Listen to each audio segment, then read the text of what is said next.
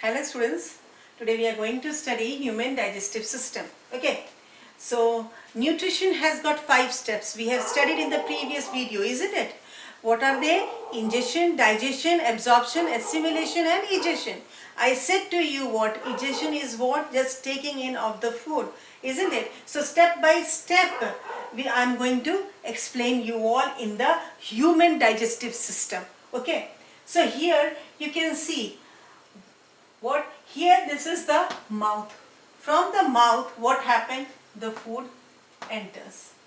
Okay, anything which you eat, rice, chapati, vegetable, fruits, anything, okay, it enters from your mouth, isn't it? In the mouth what is present? Your teeth is present, tongue is present, saliva is present. Okay, tongue says about the what? Taste of the food. Teeth, what does it do? It helps in grinding the food, and tongue also along with the teeth helps the food in mixing. Okay. Now here saliva is released in the mouth. This saliva consists of an enzyme known as what? Salivary amylase or ptyalin. And I said to you here the partial digestion of starch starts, carbohydrate starts. Okay, and as the result here this starch is converted into what? Maltose, and this is the partially digested carbohydrate. Starch is nothing but a carbohydrate. Okay, now after this what happens? The food enters the what? Food pipe. Okay, actually I said to you in the respiration chapter also there is a common passage known as pharynx. Okay, from the pharynx what happens? It helps in it is a common passage of both trachea or windpipe and the food pipe. Okay, here what happens? Epiglottis is present, in which it allows the food to enter the food pipe or the air to enter the windpipe. Okay, if we are eating the food, naturally it enters what? The food pipe. Okay, here you will see there are number of what? Sphincter muscles. Okay, these sphincter muscles, what does they do? By the contraction and the relaxation, it passes the food into the stomach. Okay, so now the food has entered the stomach. Okay, here in the mouth you have seen that partial digestion of carbohydrate has taken place and saliva was there. Okay, saliva is alkaline in nature. Okay, and here what happens? In the stomach the environment is what? Acidic in nature. Okay, here HCl is released in order to digest the proteins. Okay, so basically in the stomach what happens? Digestion of proteins takes place. Okay, and then now partially digested food, okay, having what? Partially digested carbohydrate and partially digested protein enters now into the small intestine. Okay, so this small intestine, you can see it is curved like structure. Okay, actually whole, if you will see the alimentary canal, it is like 9 meters long. Okay, but if you see this alimentary small intestine, okay, this after the stomach it enters the small intestine. Okay, its length is about 1.6 meter. Okay, so here what happened? It gets the secretions from the liver as well as the pancreas. Okay, the enzymes are released from the liver. Okay, liver releases what?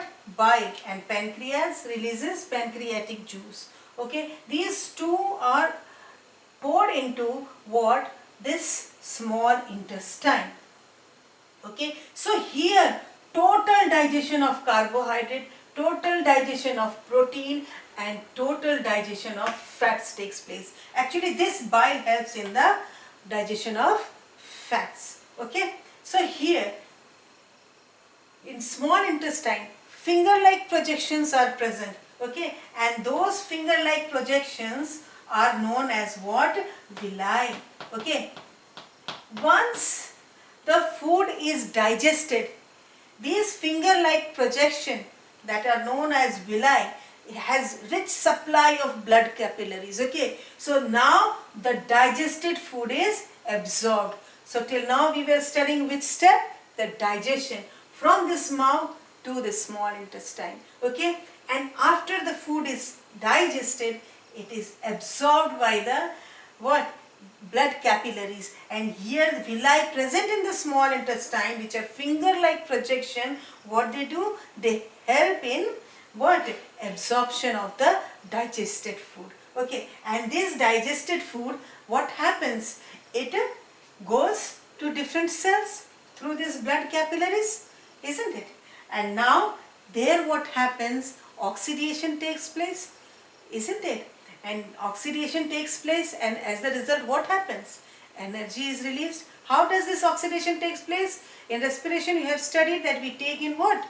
Oxygen, and this oxygen oxidizes this digested food present in the cells. Okay, and now energy is released out. Okay, as the result what will happen with this? The human beings can get what? Energy. Okay, they can repair the worn out cells, even it helps in the growth of the body, isn't it? So during assimilation this takes place, but what happens here? The digested food, it is absorbed by the blood capillaries, okay, but undigested food, it passes to the large intestine. Okay, here large intestine, one structure you can see is appendix over here. This appendix actually right now it is vestigial in nature, but initially our ancestors used it for digestion of what? The starch present in the grasses and all, because before they didn't use to cook the food properly, and for that, in order to digest that cellulose, okay, what happened? This appendix was functionable. Okay, now here what happens? The undigested food goes in the large intestine. It consists of tremendous amount of water with it. So other useful substances along with more absorption of water in the large intestine takes place. Now the undigested food is now converted into a semi-solid form, and it is what? Stored in the rectum, okay, for time duration. And with time duration, what happens? For some time it is stored, and with in intervals of time it is egested out. Fifth point, egested out through the anus. Egested out means given out through the what? In this anus, and it is stored in what? Rectum. Okay, so this is all about the digestive system of what? Human beings. Okay, so this is all for today. Good day. Take care.